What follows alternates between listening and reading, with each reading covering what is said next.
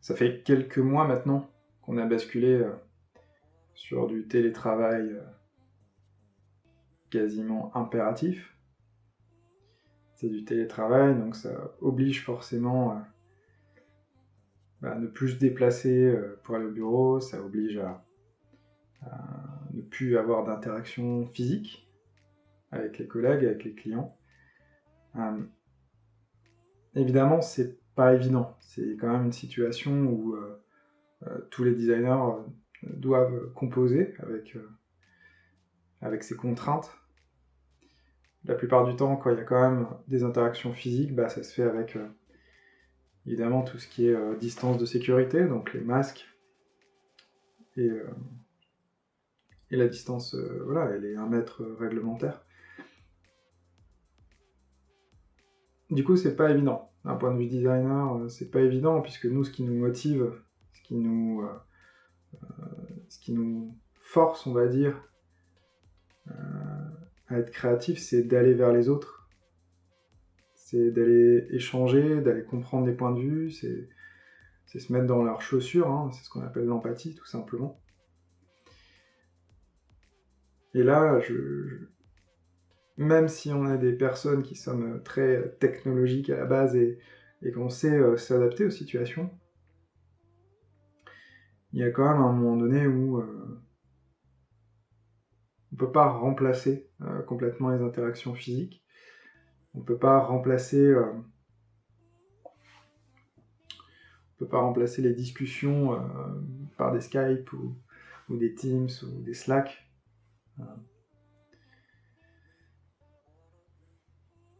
Néanmoins, ouais, effectivement, une de nos forces, c'est de pouvoir être flexible par rapport à ça, et je pense qu'il faut vraiment le voir comme une opportunité.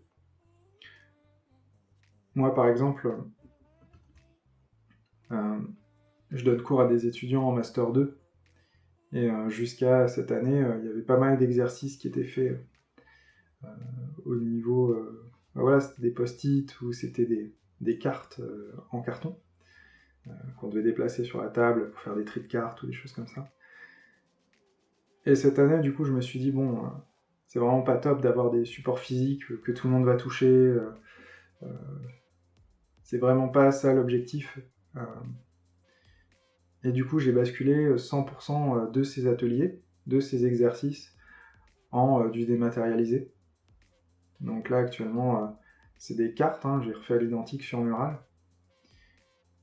Et au final, quelque chose qui, effectivement, a une contrainte à la base, je me suis rendu compte que c'était pas si mal que ça, dans un sens, puisqu'en fait, c'était hyper collaboratif. Je peux faire bosser 24 personnes sur un même exercice, ou je peux créer des groupes. Comme c'est du numérique, je peux faire du copier-coller, il n'y a pas de contrainte en termes de nombre de supports qui sont préparés. Et ça, j'ai trouvé ça hyper intéressant. En fait, il faut compenser les inconvénients qu'on a de cette absence de support ou cette absence d'interaction physique. Il faut le compenser par justement des avantages qu'on peut en tirer. Par exemple, je sais que voilà, tous les matins, je fais des délits d'équipe. Donc on parle de nos projets de la veille, de ce qu'on va faire aujourd'hui et si on a des alertes. Et là, le fait de le faire à distance, on accentue quand même beaucoup plus sur tout le fun en fait qu'on peut apporter. Donc il n'est pas rare dans notre tableau virtuel, on a par exemple des confettis. Donc il n'est pas rare qu'on lance des confettis virtuels. Et je pense que c'est une des choses en fait... voilà, il faut bien se dire, les inconvénients, il faut les remplacer par des avantages. Je pense que c'est un petit peu comme dans la vie en fait.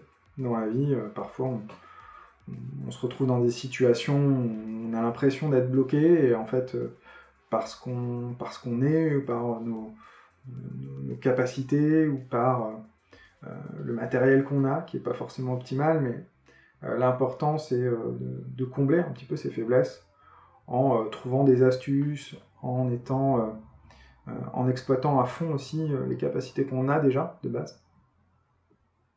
Et je pense que ça c'est important. Là, surtout pendant le confinement, j'étais sur un projet où on avait prévu des ateliers design thinking. Et ben, par la force des choses, on a tout migré en digital. Ça nous a posé des problématiques, hein, puisque au niveau des clients, il a fallu les former à cet outil, il a fallu adopter, on va dire, un rythme qui était beaucoup plus lent, adopter des pauses plus fréquentes aussi qu'un atelier design thinking normal. Mais au final, il y a quand même des gros avantages. C'est beaucoup plus facile à préparer, beaucoup plus rapide.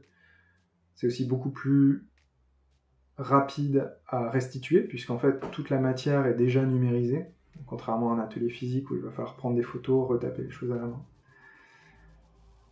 Donc, ouais, mon message, c'est effectivement, on peut dans cette situation, dans ce contexte, un peu en tant que designer, baisser les bras, se démotiver. Ça arrive, hein, évidemment. Mais derrière, faut avoir en tête que c'est pas parce qu'une porte est fermée que toutes les portes sont fermées et qu'il y a toujours en fait une façon de continuer à avancer. Et donc ouais, je pense que le message est là, c'est combler les faiblesses que vous avez avec des avantages, peut-être même insoupçonnés. Mais l'idée c'est de tourner un peu la chose dans l'autre sens et de tester des choses, tester des nouvelles façons de faire, tester des méthodes qu'on n'avait jamais fait avant, parce qu'en fait c'est le bon moment. C'est le bon moment d'utiliser d'autres outils, c'est le bon moment d'avoir de nouvelles cordes à son arc. Malheureusement, on sait, il y a des designers aussi, bah voilà, ils se retrouvent soit en fin de mission, soit avec moins de boulot en ce moment. Bah, prenez le temps de vous former, par exemple. Les heures de formation ont explosé pendant le confinement, c'est un truc de dingue. Je suivais plusieurs créateurs de contenu qui disaient qu'en fait leurs formations se sont hyper bien vendues, ils ont fait un très bon chiffre parce qu'en fait les gens prennent un peu de temps pour justement, voilà, c'est un peu un temps de pause où on prépare l'avenir. Donc le message c'est voilà, si vous sentez en ce moment qu'il n'y a pas assez d'opportunités, que ça tourne beaucoup plus au ralenti, continuez évidemment à prospecter, continuez à, on va dire, à répondre à des appels d'offres, des choses comme ça, mais gardez en tête de garder de l'énergie pour quand ça redémarre, et surtout travailler sur ce que vous savez, travailler sur vos forces. Je pense que c'est un des plus gros messages, et adaptez-vous en fait. On entend souvent cette phrase de il n'y a rien de plus sûr que le changement.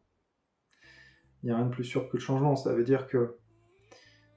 Et moi, j'avais déjà pensé à ça, mais effectivement, dans 5-10 ans, ce ne sera pas les mêmes outils, ce ne sera pas les mêmes façons de faire, ça évolue hyper rapidement, et